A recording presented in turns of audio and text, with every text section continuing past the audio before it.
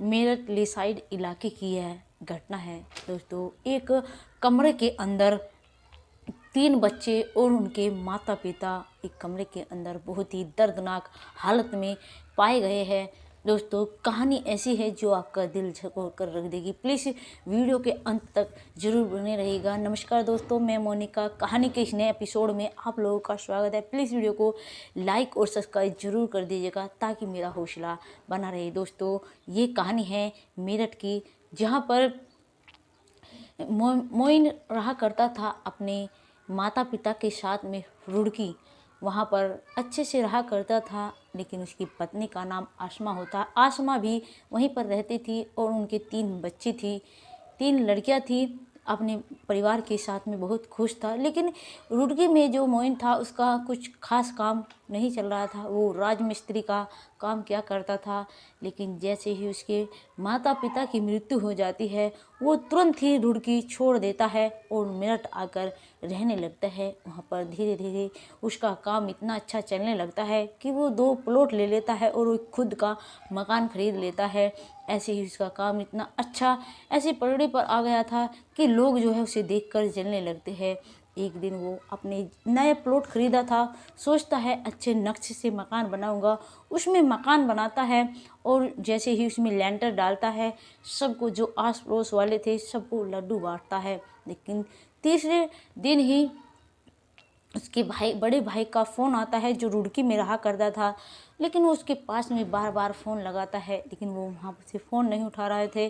तो इसलिए वो चिंतित हो जाता है। वो तुरंत ही रुड़की से चलता है और मेरठ आ जाता है और वहाँ पर आकर देखता है जो मोइन के घर का ताला लगा हुआ है। जब ये देखता है सोचता है आखिर सब लोग कहाँ गए हैं।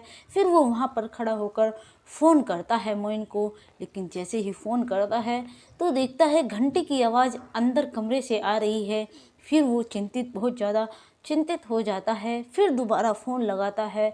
फिर जैसे ही दोबारा भी अंदर से ही घंटी की आवाज़ आ रही थी तो तुरंत ही ताला तोड़ता है। जैसे ही अंदर कमरे में प्रवेश करता है, अंदर का नज़ारा देखकर एकदम तंग रह जाता है, क्योंकि जो उसका भाई था मोइन, वो एक उसकी अलग सोफे पर लेटा हुआ था। उसके हाथ पैर बांध रखे थे, मुंह में कपड़ा ठूस रखा था। इस तरह हालात में देखता है। फिर देखता है बच्चे कहाँ हैं और इसकी पत्नी कहाँ है। तो देखता है थोड़ी देर बाद में उसे बेड का एक कपड़ा सा निकला हुआ दिखाई देता है, एक बच्ची का, जो कि बाहर निकला हुआ था। तुरंत ही वो बेड खोल कर देखता है। अंदर का नज़ारा देखकर और भी हैरान हो जाता है। देखता है कि जो उसकी पत्नी है आसमा, वो भी बेड की डिग्गी में है और जो उसकी 2 बेटियां थी वो भी बेड की डिग्गिया में थी। फिर वो देखता है कि मोइन की छोटे वाली बेटी कहाँ है। पास में ही एक बोरी रखी हुई थी, उस बोरी के अंदर 1 साल की बेटी का शव मिलता है। दोस्तों, मोइन की जो बेटी थी, एक 8 साल की बेटी थी और एक 4 साल की थी और एक 1 साल की थी। इतना गैप था बच्चों में। लेकिन जैसे ही नज़ारा देखता है वो तुरंत घबरा जाता है, उसका दिल धड़क जाता है। लेकिन वो एकदम सोचता है मैं क्या करूं। वो तुरंत ही पुलिस के पास में फ़ोन करता है और उनको सारी वारदात वहाँ पर बता देता है जो जो वहाँ पर हुआ है। वो तुरंत ही पुलिस वहाँ पर आती है, तहकीकात करती है।